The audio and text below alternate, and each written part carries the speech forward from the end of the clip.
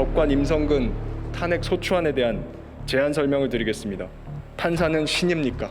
판사는 그동안 헌법을 위반해도 아무 처벌을 받지 않고 법관 탄핵은 명백한 판사 흔들기, 판사 길들이기다.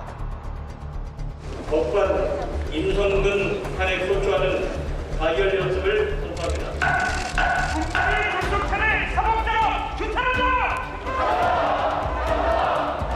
현직 법관이 특별한 행위를 대상으로 탄핵 소추안은 처음입니다. 경악을 지원됐습니다.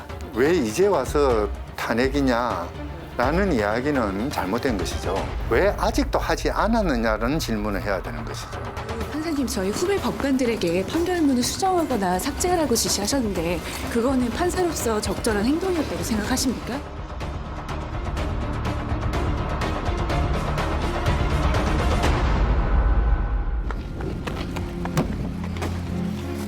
서울중앙지방법원은 야, 사과하고 와!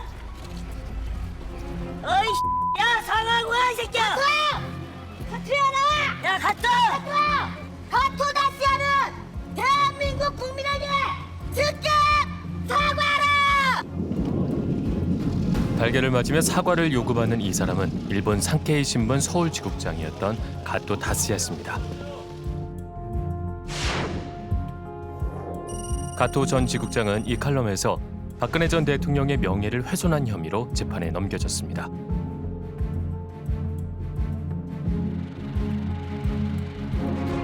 세월호 침몰 사고가 발생한 7시간 동안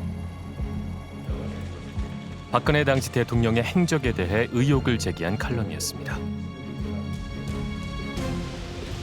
참사 당일 박 전 대통령이 한 남성과 만났다는 의혹입니다. 최근에 박근혜 대통령과 접촉한 사실 있나요? 없습니다. 통화한 사실 있나요? 그 주인공은 비선으로 알려진 정윤회 씨. 이런 풍문에 대해 다룬 조선일보 칼럼이 있었습니다. 가토 전 국장은 이를 인용한 것이라고 주장했습니다. 재판은 1년 넘게 이어졌습니다. 가토 전 지국장에게는 무죄가 선고됐습니다. 그런데 선고 공판에 참관했던 한 기자는 당시 재판장의 행동이 이례적이었다고 했습니다. 제가 들어갔던 재판 중에 굉장히 좀 특이했던 풍경으로 지금도 기억에 남아 있어요. 무죄인지 유죄인지 좀 아리송하게, 근데 그러니까 좀 한마디로 요약을 하자면 당신 이렇게 기사 쓰면 안 돼. 당신 이거 잘못한 거야. 무죄를 선고하는데 굉장히 피고인을 꾸짖는. 당사자인 가토 전 지국장도 비슷한 얘기를 했습니다. 私の弁護側もですね、多くの質問、それから証拠を用意しまして、裁判所にですね、真相の解明を迫ったのではありますけれども、結果的にですね、裁判長の職権判断において、この作業が打ち切られたと、非常に違和感の残る裁判長の判断だったと。 재판의 내막이 드러난 건 약 2년 뒤 청와대가 개입돼 있었습니다. 세월호 7시간 의혹에 대한 칼럼이 나오고 바로 이틀 만에 김기춘 당시 대통령 비서실장이 나섰습니다. 김영환 당시 민정수석에게 보도에 대한 즉각적인 조치를 지시했습니다. 응징해줘야 한다고 강조하기도 했습니다. 국가 원수 모독은 용납될 수 없다고도 언급했습니다. 약 2달 만에 검찰은 가토 전 지국장을 명예훼손 혐의로 재판에 넘겼습니다. 그로부터 약 일주일 뒤 김기춘 당시 비서실장은 자신의 공관으로 박병대 당시 법원 행정처장을 불렀다고 합니다. 이른바 세월호 7시간 재판의 진행 상황과 처리 방향을 협의했다는 겁니다. 이 내용이 이행되기까지 결정적인 역할을 한 사람이 바로 임성근 부장판사입니다. 임성근 판사는 당시 서울중앙지방법원 형사수석부장이었습니다. 형사수석부장판사는 법원장을 보좌해 사법행정을 담당하는 일종의 관리자입니다. 재판에 관여할 권한이 전혀 없습니다. 이 지위가 법원에서 높은 지위인가요? 서울중앙지법 형사수석부장. 매우 높은 지위입니다. 그래서 이 수석부장판사가 사실상 법원장급이다 보시면 됩니다. 행정에 관한, 사법부의 행정에 관한 역할만 하셔야 되는데 담당 재판장에게 판결을 이렇게 선고해라 저렇게 선고해라 관여를 한 거죠. 상급자라는 그런 지위를 이용해서 후배 법관에게 압박을 가한 것이죠. 이거는 있을 수 없는 일이죠. 검찰 수사에 따르면 판결이 선고되기 약 한 달 전 임성근 부장판사는 자신의 사무실로 담당 재판장을 불러 지시했습니다. 무죄라고 단순하게 끝내지 마십시오. 특히 사실관계에 대한 확인도 없이 여성 대통령을 희화화한 부분에 대해서는 비난받을 소지가 충분히 있으나 언론의 자유라는 측면에서 법리적으로 부득이 무죄를 선고한다는 취지를 밝혀주십시오. 이러한 지시는 사실 임종헌 당시 법원 행정처 차장이 전화로 임성근 부장판사에게 전달한 내용이었습니다. 7시간 의혹의 허위성을 밝히고 가토 전 지국장을 훈계해야 한다는 것. 임종헌 당시 법원 행정처 차장이 그 무렵 곽병훈 당시 청와대 법무비서관과 나눈 대화 내용과도 같습니다. 언론의 자유 측면에서 무죄 가능성이 매우 높은 상황입니다. 하지만 대통령을 노골적으로 모욕한 기사를 쓴 일본 기자에 대해서 무죄 선고를 하는 것은 대통령과 민정수석에게 나쁜 인상을 줄 수 있을 것 같습니다. 그렇기 때문에 가토 다시아에 대해 매우 엄중한 질책이 필요합니다. 가토 전 지국장을 엄중하게 질책하라는 지시는 법정에서 그대로 실행됐습니다. 가토 전 지국장은 선고하는 약 3시간 동안 벌을 받듯이 서 있었습니다.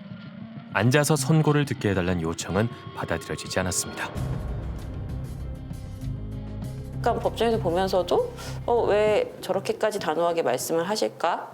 보통은 그렇게 이제 선고를 오래 하는 경우에는 아예 처음부터 그냥 피고인 앉아서 들으라고 하는 경우도 있고 혹은 도중에 피고인 앉으라고 하는 경우도 있거든요. 나중에 그런 게 이 사법농단과 연관이 돼 있다는 걸 알고서는 좀 놀랐죠. 이제 김기춘 전 비서실장이 세월호 7시간 진상규명 요구에 찬물을 끼얹기 위해서 그중에 한 기사를 찝어내서 명예훼손으로 기소를 한 거잖아요. 그렇게 함으로써 위축 효과를 누린 것인데요. 세월호 7시간 의혹 제기는 허위다라고 선언을 하게 만들고 근데 무죄 판결을 선고하면서 피고인을 질책하게 했죠.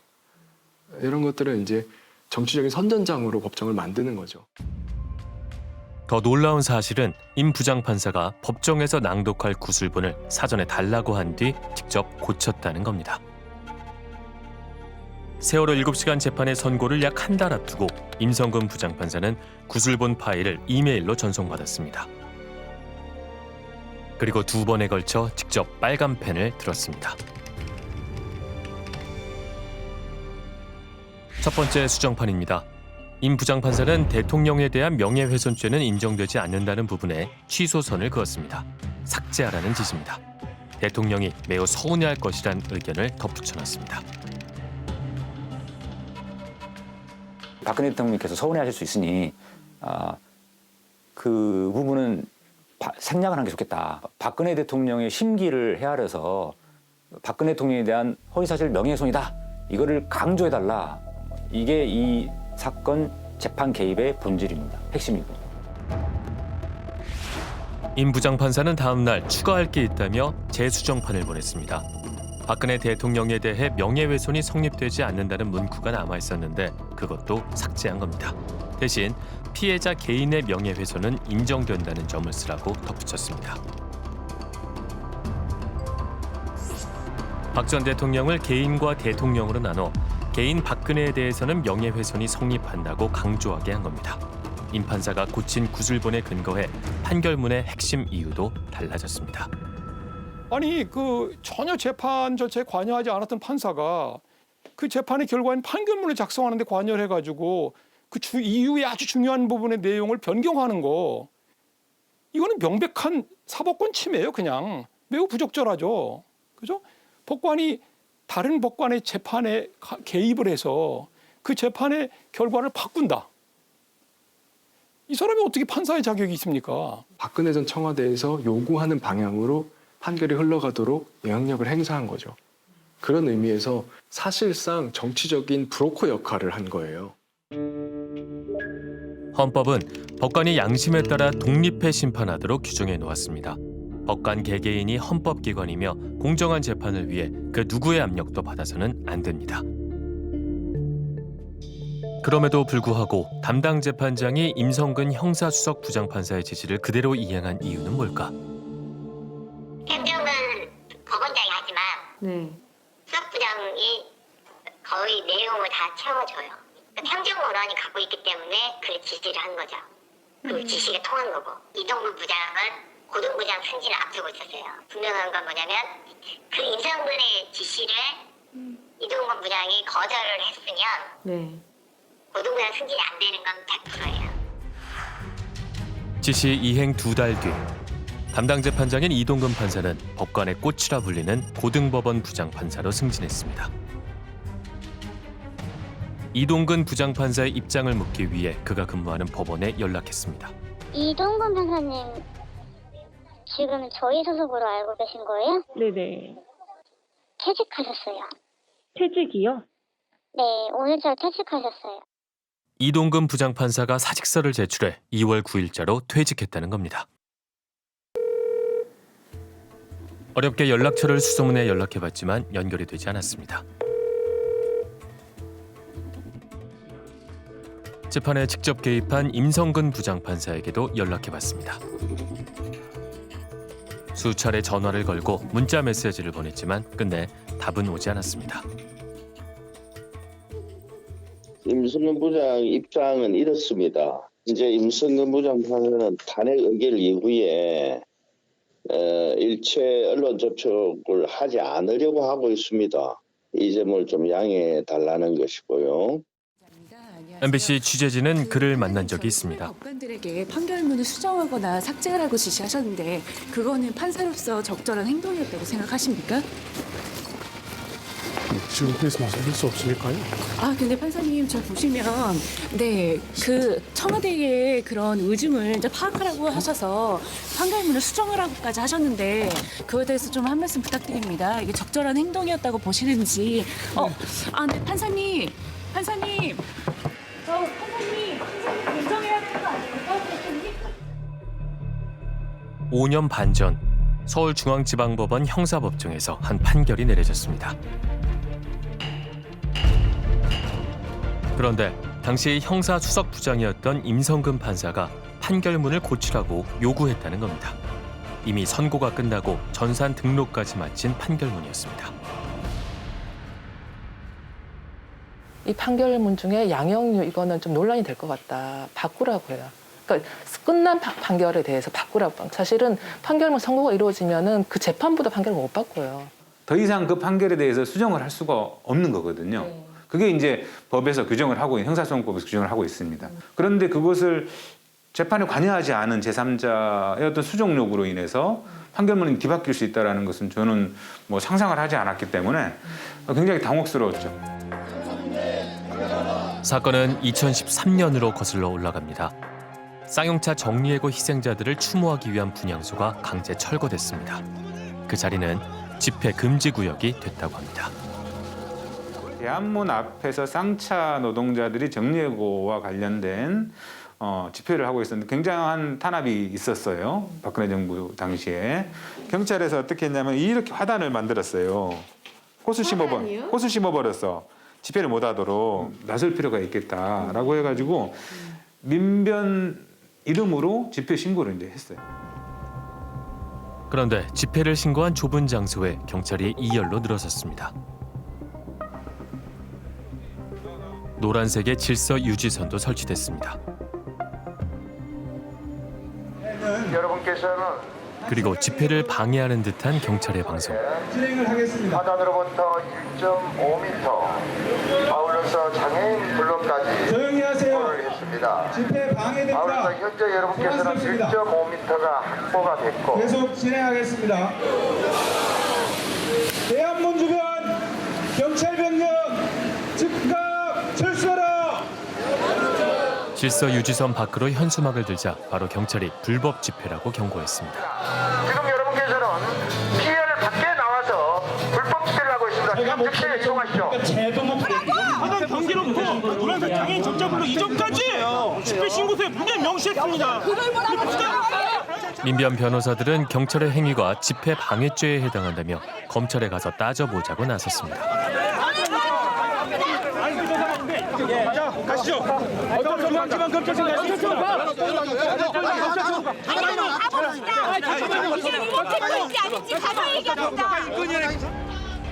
경찰은 공권력 행사가 잘못됐다고 항의하는 변호사를 강제 체포해 연행했다고 합니다. 송영섭 변호사를 포함한 민변 변호사 4명은 경찰의 팔을 잡고 약 20m 끌고 간 혐의로 재판에 넘겨졌습니다. 그리고 벌금형을 선고받았습니다. 선고 1시간 뒤 임성근 부장판사에게 판결문이 이메일로 전송됐습니다. 그러자 임 부장판사는 담당 재판장에게 논란이 있을 만한 표현들이 있다며 톤을 다운하는 것을 검토해보란 취지로 말했습니다.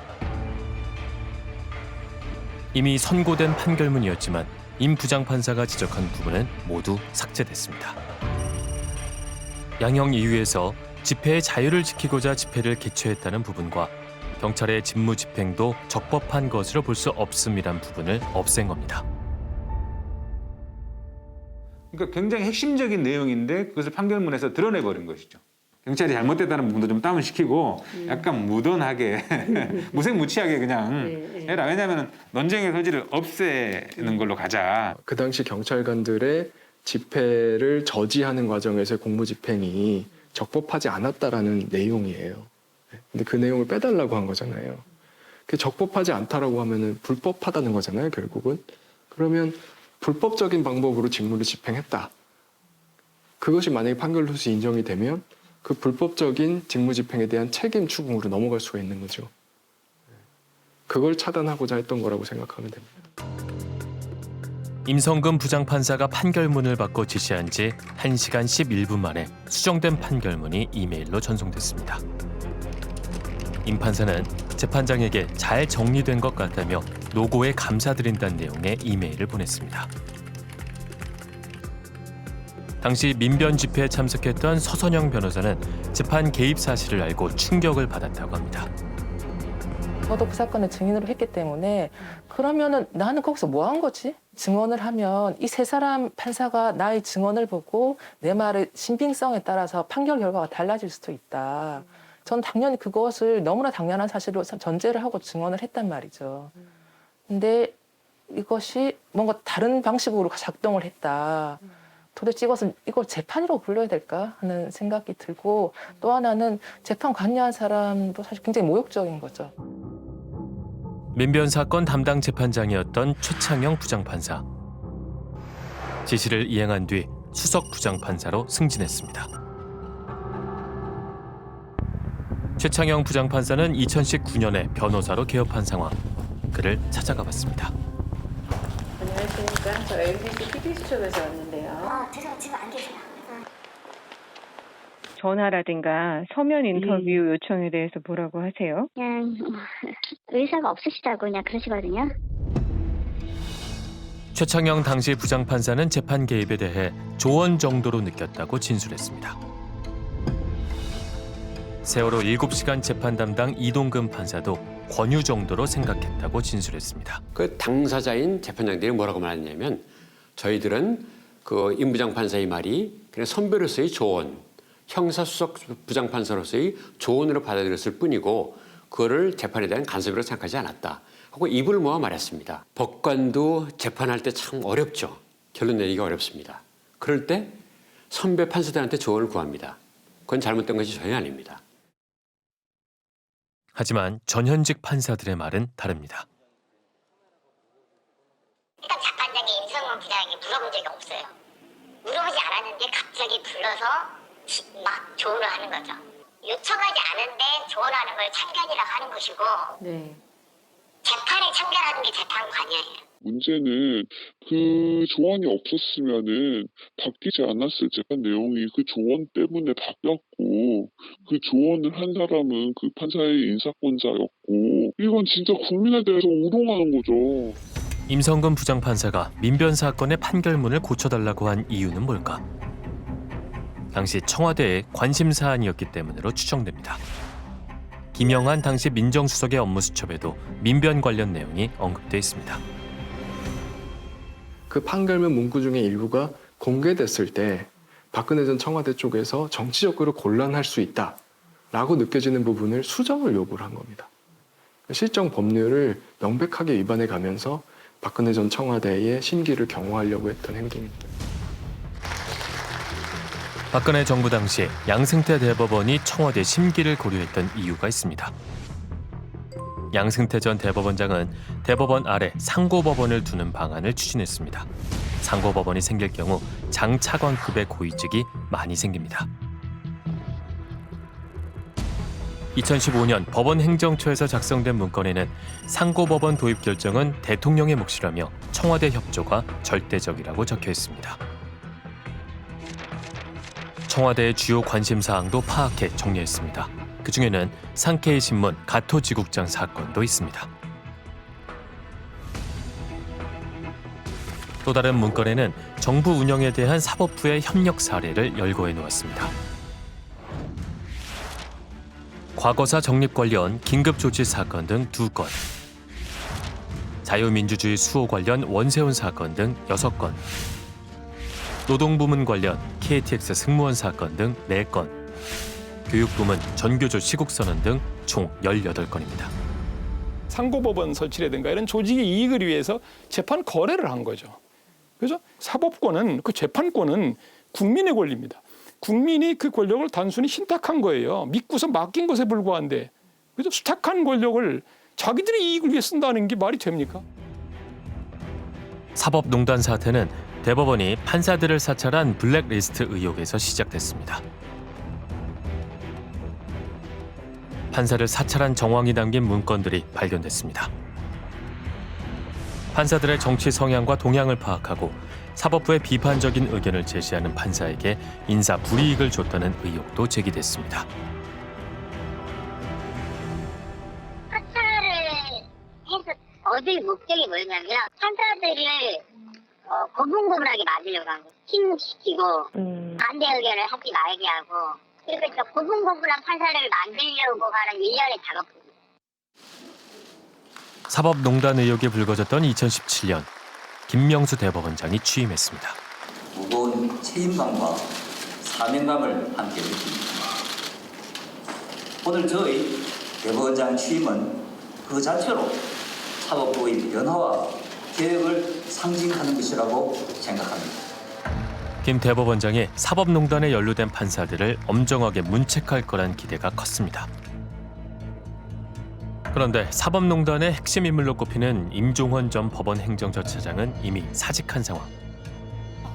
PD수첩은 2년 반 전 임종원 전 법원 행정처차장을 만났습니다. 지금 상고법원 하창호 전 대한변협 회장님 그 문건이 나와서 그 문건 도대체 누가 지시한 겁니까? 양해주세요. 왜 도망가시는 거죠? 사법농단 사태의 정점인 양승태 전 대법원장도 퇴직해 더 이상 법원 자체적으로 책임을 물을 수는 없었습니다.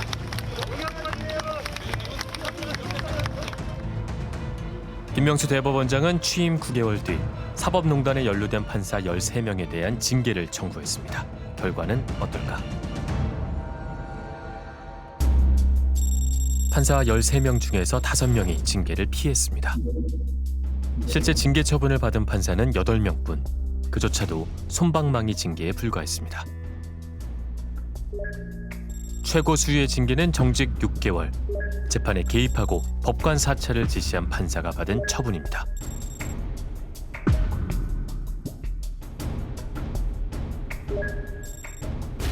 지시를 받고 재판 거래 및 법관 사찰 문건을 작성한 판사들은 감봉 처분을 받는 데 그쳤습니다. 우리 헌법을 유린한, 대한민국이라는 국가의 기본적인 근간을 유린한 그런 사건이라고 봐야 됩니다. 그리고 바로 그 때문에 철저하게 그에 상응한 책임을 물고 응징을 해야 되는 그런 그 필요성이 있는데요. 아쉽게도 그동안 이 법관들에 대한 그 처벌이 그렇게 제대로 이루어지지 않았고, 사법부는 징계를 통해서는 아무런 의지를 보이지 않았어요. 정말 최소한의 징계만 한 거예요. 이게 이제 가장 큰 비극이고, 징계를 통해서 의지를 보이지 않았다는 것은 이 문제를 그다지 심각하게 생각 안 한 거예요. 재판에 개입한 임성근 부장판사는 견책 처분을 받았습니다. 서면으로 훈계하는 정도의 가벼운 징계입니다. 대법원은 징계 검토 당시에 두 사건이 3년의 징계시효가 지났기 때문이라고 밝혔습니다. 징계 절차에서 2016년 야구 선수 도박 사건에 대한 재판 개입만 다뤘다는 겁니다. 견책은 제일 약한 징계잖아요. 재판 개입은 견책만 받으면 되는 거냐. 그럼 법관들은 시민의 재판을 할 때는 그런 위법한 관행, 위헌적인 관행 이런 거 하나도 안 봐주거든요. 자기네들 법원 내에서 그런 것들은 관행이었다. 그럼 시민들은 그런 사법부에 대해서 재판을 받으려고 할까요? 2018년 11월 19일 전국 법관 대표회의가 열렸습니다. 대구지법 안동지원 소속 판사 전원은 사법농단 의혹에 관여한 법관들을 탄핵해야 한다고 의견을 냈습니다. 판사들 스스로 법관에 대한 탄핵을 요구한 건 처음 있는 일이었습니다. 전국 법관 대표 100여 명이 경론을 벌인 끝에 국회에 탄핵 소추 필요성을 제기했습니다. 재판 독립 침해 등 행위에 대한 우리의 의견, 징계 절차 외에 탄핵 소추 절차까지 함께 검토되어야 할 중대한 헌법 위반 행위라는 데 대하여 인식을 같이 한다. 탄핵 소추 절차에 촉구를 하지 않는 것이 오히려 전국 법관 대표회의의 중요한 임무를 방기하는 것이다 라고 말씀해 주셨고, 같은 동료 법관의 신상에 해를 끼치는 인사적으로 그런 게 필요하다는 결의를 한다는 게 결코 쉬운 일이 아니거든요. 그렇지 않습니까? 소수의 진보 법관의 목소리라고는 절대 볼 수 없다고 생각해요. 임성근 부장판사에 대한 예상치 못한 소식이 전해졌습니다. 돌아오는 2월 28일에 임기 만료로 퇴직을 한다는 겁니다. 탄핵조차 없다면 너무나 아무 일 없었던 것처럼 이제 법복을 벗고 정관예우 변호사로 또 꽃길을 걸을 거다. 이거를 우리가 용서할 수 없다는 거죠. 그냥 전관 변호사로 안 부르고요. 슈퍼 전관 변호사라고 부릅니다. 굉장히 고액의 수임료를 받게 되는 것이고, 또 그분들이 대부분 이제 남아있는 판사들의 상관으로서 행정을 담당했거나 또는 부장판사로서 배석판사를 지도하는 관계였거나 이런 사제관계가 있기 때문에, 상하관계가 있기 때문에 전관예우 받을 확률이 높죠. 탄핵이 헌법재판소에서 인용되면 파면이 됩니다. 향후 5년 동안 변호사 등록과 공직 취임이 불가능해집니다. 퇴직급여도 최대 절반으로 줄어듭니다. 국회는 탄핵하라! 단 하루가 남았다 하더라도 탄핵해야 합니다. 그것이 국회의 최소한의 역할이라고 생각합니다. 2월 1일 임성근 부장판사에 대한 탄핵 소추안이 발의됐습니다. 총 161명의 의원이 이름을 올렸습니다. 이미 의결 정족수를 넘긴 숫자입니다. 그러자 임 부장판사의 사법연수원 동기와 전직 대한변호사협회 회장 8명이 탄핵을 반대하는 성명을 냈습니다. 두 개의 성명에 모두 참여한 김현 변호사의 얘기를 들어봤습니다. 그 현직 법관이 특별한 행위를 대상으로 탄핵 소추한 건 처음입니다. 그래서 우리 변호사들은 경악을 금치 못했습니다. 과연 임성근 부장판사의 행위가 이렇게 중대했느냐? 임성근 부장판사의 그 재판장도 그 아니라고 봐서 무죄를 내는 거고, 근데 그런 걸 탄핵한 건 잘못된 거죠. 이만큼 잘못인데 이만큼 처벌하겠다는 그런 것이다. 3건의 재판에 개입한 혐의로 기소된 임성근 부장판사. 지난해 2월 1심에서 무죄를 선고받았습니다. 임성근 부장판사에게 적용된 죄목은 직권남용 권리 행사 방해죄입니다. 직권남용이 성립하기 위해선 직권, 즉 직무와 관련된 권한이 있어야 합니다. 그런데 수석 부장판사에게는 재판에 개입할 권한 자체가 없기 때문에 무죄가 선고된 것이라는 지적입니다. 권한이 없는데 그런 일을 시켰을 때는 처벌할 규정이 없어요. 되게 이상하죠. 법원장이나 수석부장판사가 대놓고 판사 자기 지무실로 불러서 야, 너 그거 유죄 말고 무죄로 해. 너 그거 무죄 말고 유죄로 해. 이렇게 재판 개입을 처벌 못한다니까요. 그냥 형사처벌의 한계라고 보면 돼요. 네, 입법 공백이라고 보면 되고. 무죄 판결을 내릴 수 있는 것은 내리는 게 아니라 내릴 수밖에 없었죠. 형법에 그것을 처벌하는 법률 규정이 없었기 때문입니다. 그러다 보니까 헌법을 유린한 사건이 있을 때 아무도 처벌받지 않는 그런 상태가 벌어지는 거죠. 1심 재판부는 임성근 부장판사가 위헌적 행위를 했다는 문구를 판결문에 총 6번 명시했습니다.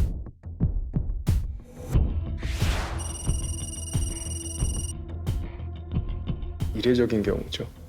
그것도 연속해서 박히고 있다는 거는 저는 이 행위가 얼마나 헌법적으로 문제되는 거냐라는 것을 이제 재판부에서는 할 수 있는 범위 내에서는 아주 강력하게 의사표시를 한 것이라고 생각합니다.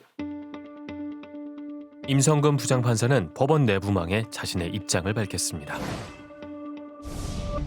그는 이번 탄핵 소추가 1심 판결의 일부 문구만을 근거로 전체 법관을 위축시키려는 불순한 의도를 의심하게 한다고 비판했습니다.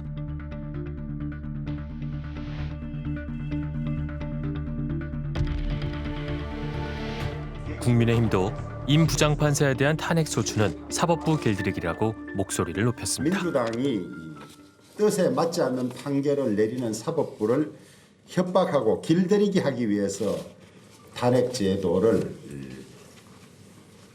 오용하는 것이 아니냐. 당 지도부까지 가세해서 현직 판사 길들이기에 팔을 걷어붙인 그런 상황입니다. 하지만 이런 주장에 반대하는 전현직 판사들도 있었습니다. 저는 그렇게 느껴지지 않죠. 왜냐하면은 이 사법농단에 대한 법관 탄핵 얘기는 2017년, 2018년부터 나왔었고 그게 왜 그 법관 찍어 누르기인지 모르겠어요. 법관은 뭐 무슨 일을 하든 위헌적인 일을 하든 뭐 재판 독립을 침해를 하든 탄핵 당하지 않고 그냥 무사히 사직을 해야 되는 거. 그래야지만 뭐 법관 독립이 지켜지는 건가? 그러면 헌법상 탄핵 절차는 도대체 언제 발동이 되라는 건지 그러면 법관들은 잘못을 해도 전혀 책임을 지지 않나요? 이러다 현직 경찰이 강도를 하면 구속되잖아요. 검찰이 구속영장 신청해서. 그럼 경찰 길들이기라고 해야 되는 건가요? 국회의원 뇌물 받아서 유죄 받으면 국회 길들이기가요. 문제는 어떤 행위를 했냐가 중요한 거지. 거기에 맞는 결론이 나온다면 이것이 길들이기인지 아니하고 상관이 없죠. 탄핵 소추안 의결을 하루 앞두고 임 부장판사가 폭로를 했습니다. 지난해 5월 김명수 대법원장이 정치적 탄핵을 이유로 사표를 받아주지 않았다는 겁니다. 김 대법원장이 부인하자 그의 육성을 공개했습니다.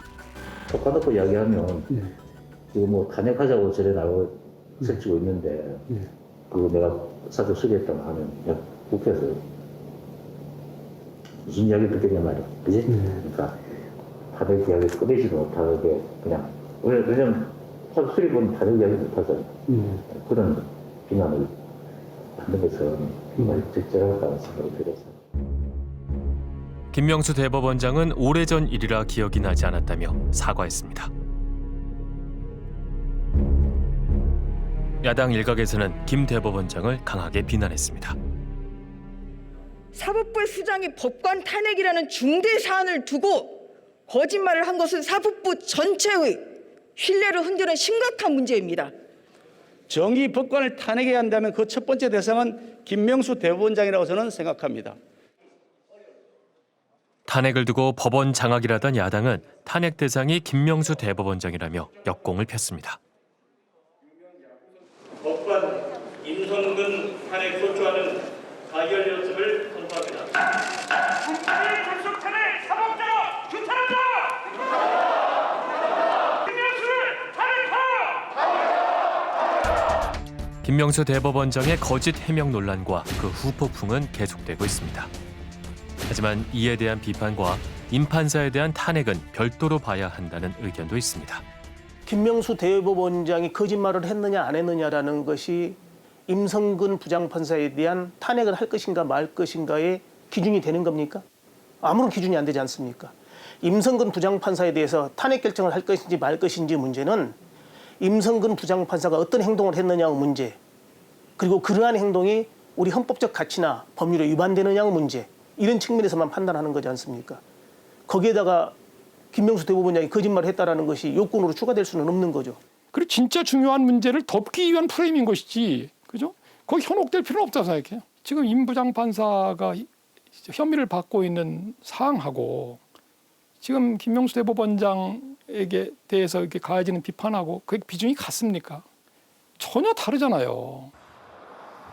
지난 2월 8일 대법원 앞에서 주호영 국민의힘 원내대표를 만났습니다. 김명수 대법원장의 사퇴를 촉구하기 위해 김 대법원장의 출근길에 직접 나와 1인 시위를 벌이고 있었습니다. 지난주 임성근 부장판사의 탄핵소추안이 가결되었는데 거기에 대해서는 어떻게 생각하십니까? 사법부를 장악하고 판결을 순치하려고 하는 의도로 역사상 유례 없는 불법 탄핵, 부실 탄핵을 감행한 것입니다. 그렇다면 임성근 부장판사의 재판 개입이 문제 없다고 보시는 겁니까? 그 문제는 사법부에서 재판 중에 있고 일단 무죄를 받았기 때문에 사법부의 판단에 따르는 것이 맞습니다. 그 무죄 판결 2심 판결문에서 더 이상 이야기는 위헌적 행위에 대해서 어떻게 생각하십니까? 의원님 판사셨지 않습니까? 판사가 다른 판사의 개입을 뭐라고 생각하십니까? 임성근 부장판사의 재판 개입 행위는 한 개인의 일탈이 아닌 재판의 신뢰와 직결된 문제입니다. 국민들한테 물어보고 싶어요. 누군가로부터 지시를 받는 재판장으로부터 재판을 받고 싶으냐.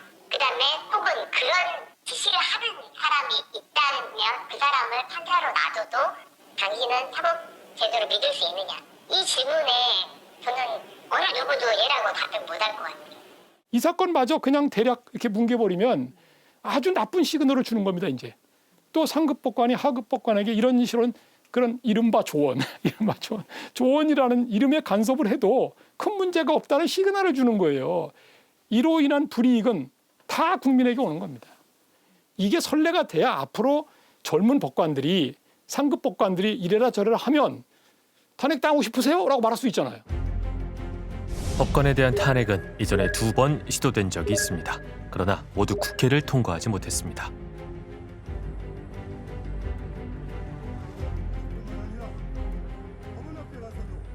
(10년) 전에도 신영철 그 사람이 문제지 뭐 더 이상 이런 일이 일어나겠냐 이렇게 해서 그냥 유야무야 넘어갔더니 그 한 사람이 수십 명이 되어서 지금 사법농단이라는 큰 불린 세력으로 나타난 것입니다.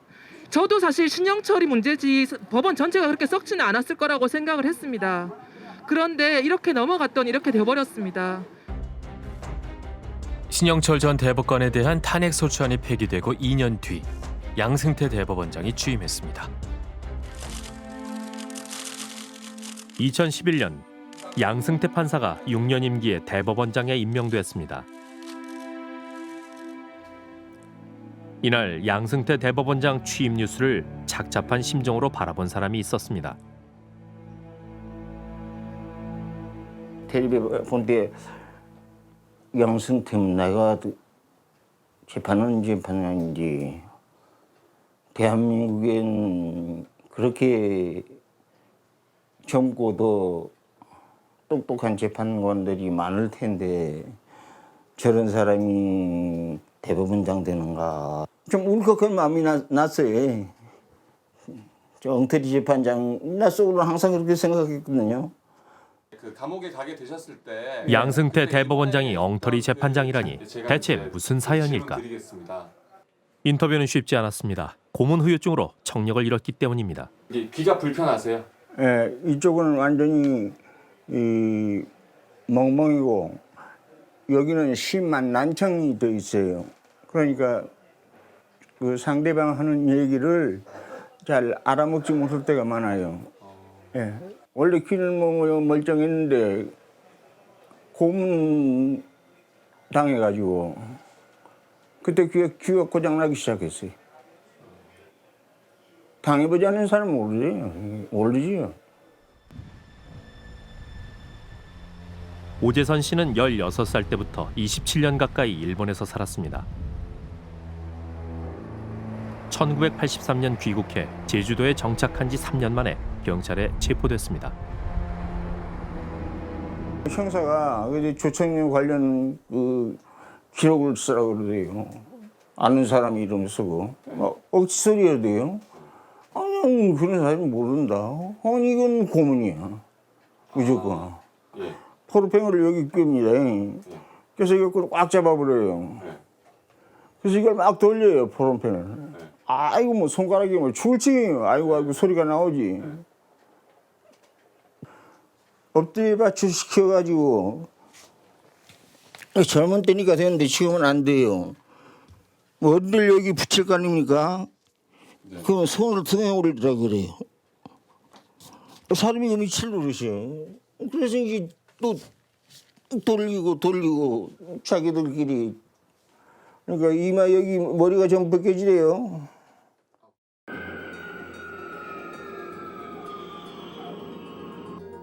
경찰은 재선 씨에게 간첩임을 자백하라고 다그쳤습니다. 재선 씨가 제주도에서 국가기밀을 탐지했다는 혐의도 씌웠습니다.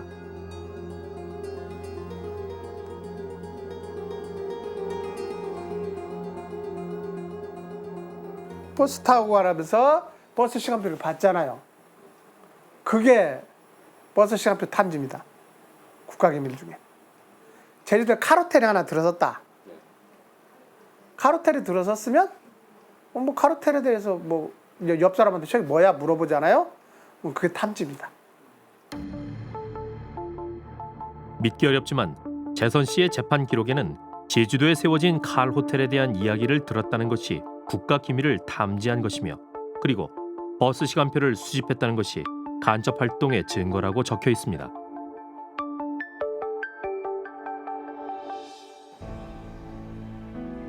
재선 씨는 고막이 터지도록 고문을 당한 끝에 간첩 혐의를 인정할 수밖에 없었습니다. 당시 제주지방법원에서 오재선 씨를 재판한 사람은 양승태 판사. 고문당하고 거짓 증언하게 됐습니다. 저는 뻘갱이도 아니고 간첩한 사실 없습니다 하고 얘기했어요. 그랬더니 그럼 양승태 재판장이 뭐라던가요? 판사가 우리 대한민국은 뭐 남북이 대체해 있는 한 어쩌고 저쩌고 얘기했는데 말이 이거 병신되니까 하나도 알아먹지 못해. 재판 받을 때부터는.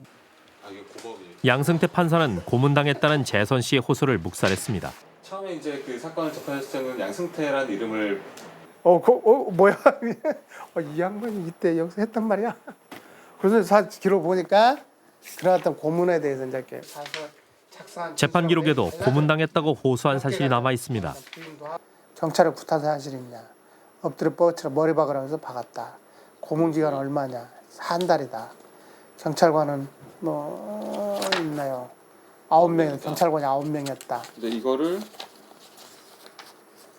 양승태 확인해서 재판장이 확인했네요. 말도 듣고 현장에서 말도 듣고 확인한 거죠. 이것도 읽어보고 사인한 거죠. 양승태 판사는 오재선 씨가 고문당한 사실을 알고도 징역 7년형을 선고했습니다. 7년은 굉장한 중형이에요. 그 활동 내용을 보면 정말 아무것도 없거든요. 주변 사람하고 대화한 것이 죄가 된 거니까. 왜 그랬을까요? 양승태 판사는? 인권에 전혀 관심이 없거나 혹은 좀 더 심지어는 속된 말로 빨갱이 사냥에 나서야 된다라는 사명도 가졌던 것 아닌가. 이러지 않으면 그렇게 좀 세게 나올 수가 없죠.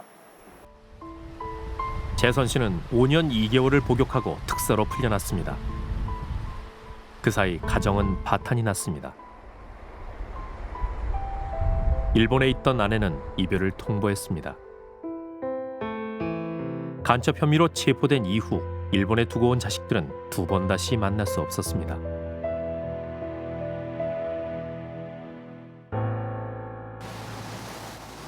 재선 씨를 붙잡아 고문했다는 당시 경찰관을 찾아갔습니다. 아유 죄송합니다. 저기 카메라 좀 찾으세요. 카메라 찾으세요.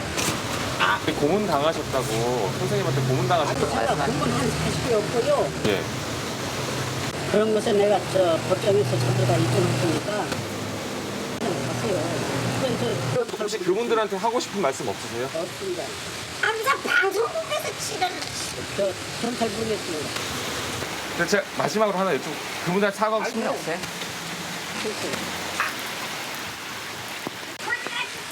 우리는 재선 씨에게 당시 고문 사실을 부인하는 경찰관의 목소리를 들려주었습니다. 네, 저 고문한 적도 없고요. 네.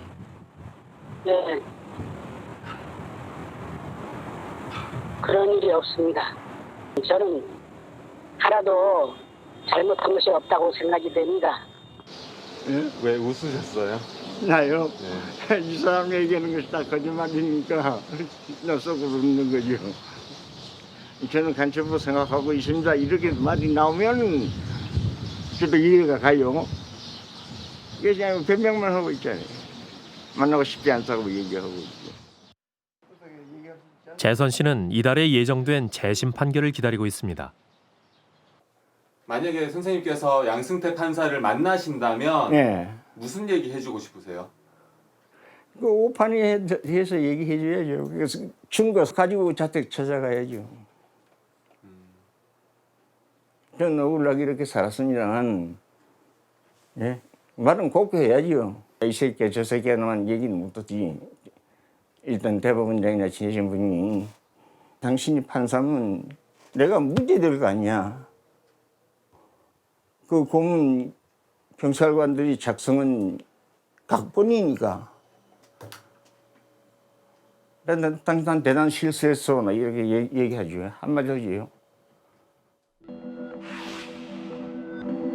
양승태 전 대법원장은 공안 사건을 많이 다룬 판사였습니다.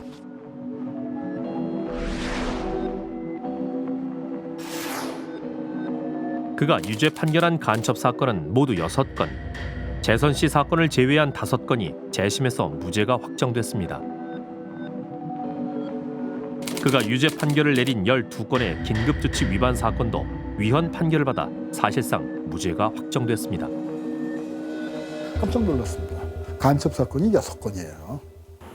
간첩 사건의 판결이요? 조작 간첩 사건의 판결이 6건인데 이거는 저희가 그 조사했을 때 제일 많았어요. 그다음에 그래서 간첩 사건이 6건이길래 양승태 대법원장이 취급한 긴급조치 사건이 몇 건인가를 조사해봤더니 12건입니다.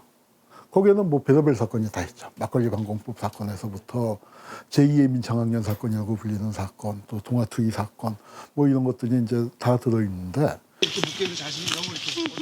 양승태 판사는 이후 법원 행정처 차장과 대법관 등 엘리트 코스를 밟은 끝에 2011년 대법원장에 올랐습니다.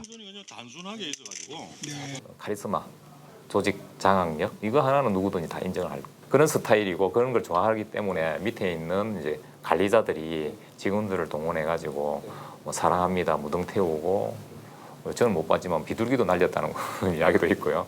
그다음에 뭐 의동 복장을 해가지고 여 직원들은 의동 복장을 해서 뭐 흥을 돋구기도 했다고 하는가 이런 여러 가지 이제 좀 안 좋은 모습들이 있어서 노동조합에서 이제 문제 제기를 많이 했죠. 양승태 대법원장은 판사들에게 미국의 전설적인 군인 르완중이 사례를 자주 언급했다고 합니다. 르완중이는 상관의 명령에 무조건 복종해 임무를 수행했다고 알려진 군인입니다. 제가 영향만 느낀 거는 양승태 대법원장은 철학 자체가 굉장히 엘리트주의적이에요. 법원은 소수의 엘리트 법관이 이끌면서 그러면서 일반 문제칠 수 있는 법관들을 철저히 통제를 해야지 사법부가 훌륭하게 잘 굴러간다라는 그런 사고방식을 은연중에 계속 내비쳤어요. 이번 사법농단 사태도 대법원이 판사들을 사찰한 블랙리스트 의혹에서 시작됐습니다. 이번에 공개된 98개의 문건에도 판사를 사찰한 정황이 담긴 문건이 63건 발견됐습니다. 사찰을 해서 얻을 목적이 뭐였냐면 판사들을 고분고분하게 맞으려고 하고 힘시키고 반대 의견을 하지 말게 하고 소신 발언 못하게 하고 그 다음에 뭐 키는 판결한 대법원 판례 반하는 판결한 판사에 대해서 징계를 함으로써 대법원 판결의 반란을 못하게 하려고 그러니까 고분고분한 판사를 만들려고 하는 일련의 작업. 그동안 대법원장이 판사들을 통제할 수 있었던 비결은 고등법원 부장판사 등 판사 승진 제도였습니다. 양승태 대법원장은 대법원 아래 상고법원을 두는 방안을 추진했습니다. 상고법원이 생길 경우 장차관급의 고위직이 훨씬 많이 생깁니다.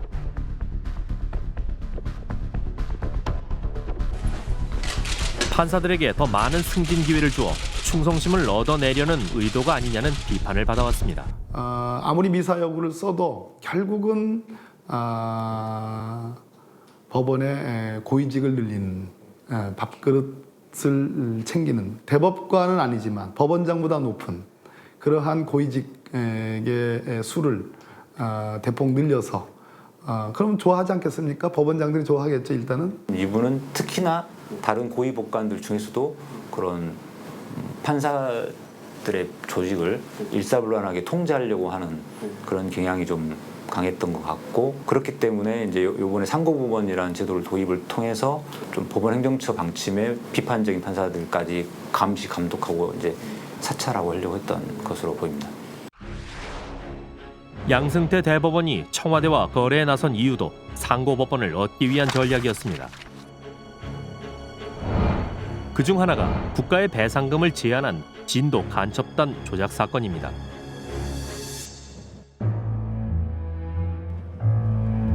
농협 직원으로 근무하던 박동훈 씨는 1981년 영문도 모른 채 남산에 있는 안기부로 연행됐습니다. 81년 3월 7일 날 잡혀갖고 지금이니까 몇 년 들어가 37년 갔을까?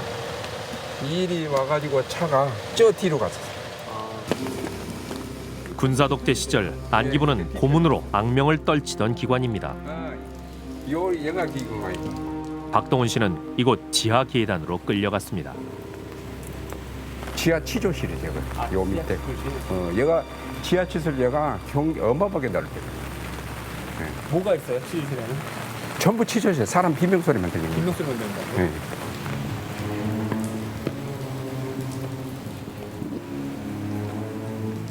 37년 전 그날 당한 공포는 지금까지 끔찍한 악몽으로 남아 있습니다. 박동훈 씨의 어머니와 친척들도 이곳에 끌려왔습니다. 안기부 요원들은 간첩 행위를 자백하라며 혹독한 고문을 했습니다. 세멘다에 넣고 성기 넣고 성기를 때리는 거. 또 철장 이렇게 높으면 이 손목에다 철장 이렇게 이 꽃발디에 될 정도로 해갖고는 이제 나이트로 체포를 태우는 거예요. 요 어깨 이 사이로 견장 곤봉을 끼는 거예요. 옷은 다 벗기고. 그래갖고 이 저거가 양 손으로 해서 딱 들면 그 거리에 통닭집하고 비슷해요. 머리는 뒤로 가보고 엉덩이는 우으로 올라오고 이런 식이 돼요. 그리고 얼굴은 수건에다가 설렁탕물, 고추물, 가루물, 비눗물 그렇게 섞어서 주연자를 이제 붓는 거예요. 그래가지고 이제 말은 못하는 거예요. 얼굴 가리면 이제 뭐한테 간첩 한 얘기를 시인하면 손만 까딱까딱 하는 거예요. 그렇게 조작된 것이 진도 간첩단 사건. 박동훈 씨는 대법원에서 무기징역이 확정됐습니다. 감옥에서 18년을 복역한 동훈 씨는 1998년 특별 사면으로 석방됐습니다. 그날 이후 동훈 씨는 산으로 들어와 벌을 치며 살아왔습니다.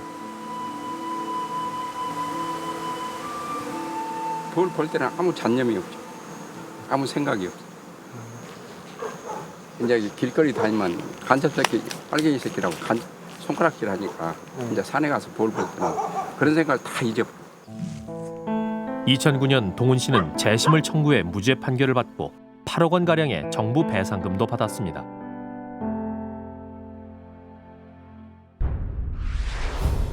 그런데 박근혜 정부 들어 판결이 뒤집혔습니다. 대법원은 박 씨가 손해배상을 받을 자격이 없다고 판결했습니다.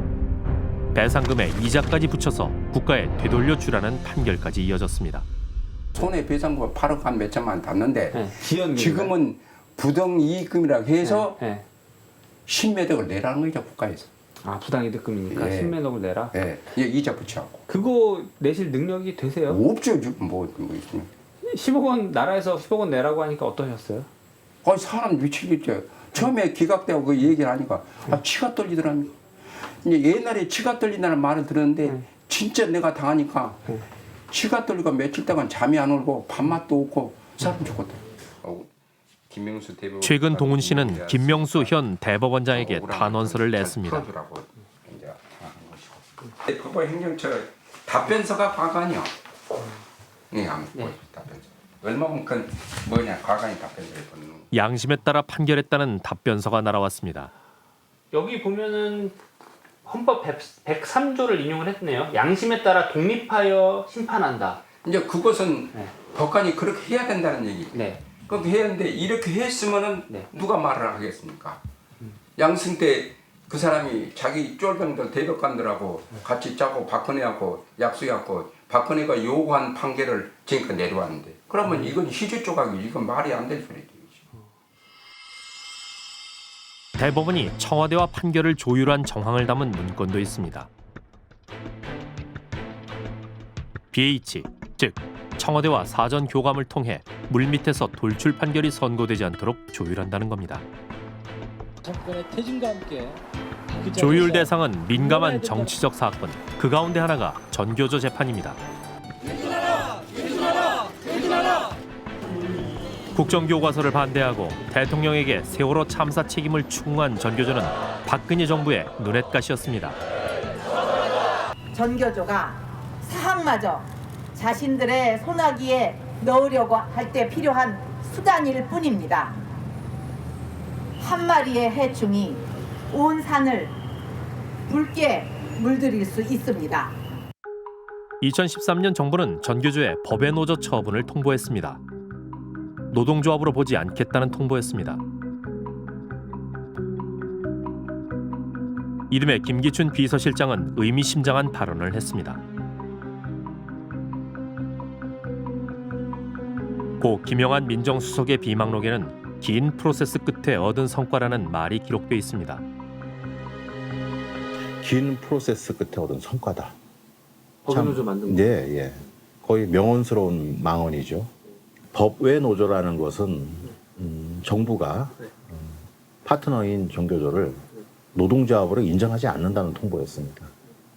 그러니까 뭐 군사정권처럼 조직 자체를 해체해버리거나 뭐 조직을 유지하면 구속하거나 뭐 이런 것은 아닙니다만은 그냥 무시하는 거죠.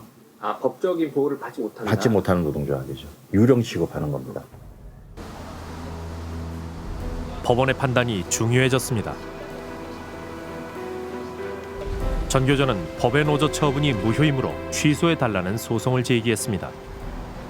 아직도 전교조가 법의 노조 상태라고 하는 거죠. 이 굴레를 빨리 벗어나야 교육부의 후속 조치 철회를 통해서 교단으로 복귀할 수가 있는데 지금 뭐 촛불광장에서 확인했던 박근혜 정부의 가장 대표적인 교육적 표였던 전교조 법의 노조 문제가 해결되지 않아서 이게 가장 큰 걸림돌이라고 보고요. 이 문제를 해결을 해야 좀 교단으로 복귀할 수가 있습니다.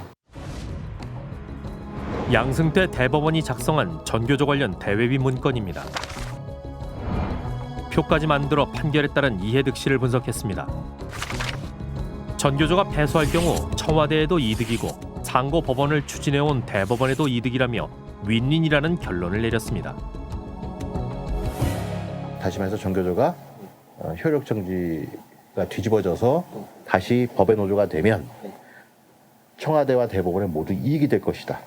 이렇게 쥐판화를 굴리면서 재판을 한 것이죠. 네, 그렇게 했고 결국 결과는 어떻게 나왔냐면은 대법원의 이득을 최대화할 시점에서 법원의 이익을 위해서 재판을 한다. 대법원이 이득을 추구하는 데는 아니지 않습니까? 네. 그러니까 이 국가기관이 공익을 위해서 존재하는 기관이 이미 사익 집단처럼 변질되어 가지 않나 이렇게 보는 거죠. 2015년 대법원은 법의 노조 효력 정지 재판에서 전교조 패소 판결을 내렸습니다. 재판 거래 의혹의 핵심인 양승태 전 대법원장이 기자들 앞에 섰습니다. 사법부가 대통령 국정 운영하는데 뒷받침하는데 최선을 다해야 되는 곳이라고 생각하십니까? 사법부는 사법부의 기능이 있죠. 재판 결과가 나오기도 전에 판결이 청와대랑 그리고 대법원에 이득이 되는지 안 되는지 이런 판단이 나온 문서가 그냥 넘어갈 수 있는 문서라고 생각하십니까? 아까도 이야기했듯이 저는 분명하게 지금 뭐가 들어가 있는지 그런 걸 알지 못하는 상황에서 불확실한 이런 이야기를 할 수가 없습니다. 언젠가는 다시 이런 이야기를 정리해서 할 수 있겠지요. 그런 이제 더 이상 뭐 그런 문제에 관해서 저한테 이 자리에서 묻지는 말아주시기 바랍니다. 도대체 검찰에 대한 수사 혹시 시작이 되면 받으실 의향 있으십니까? 검찰에서 수사를 한답니까?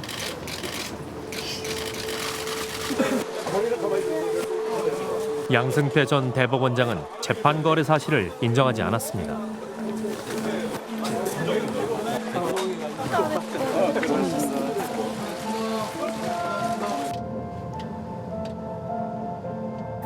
양승태 전 대법원장을 만나 재판 거래 의혹에 대해 좀 더 자세히 물어보기로 했습니다.